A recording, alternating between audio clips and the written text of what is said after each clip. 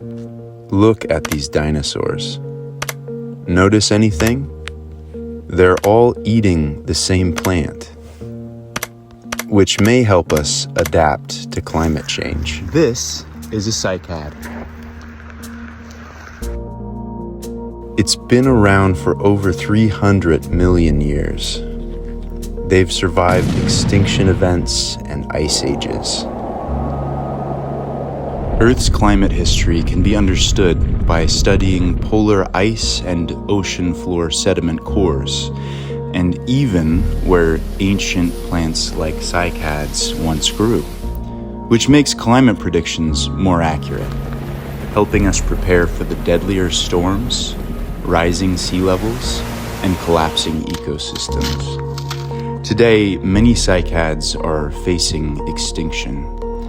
One special garden in California is working to change that.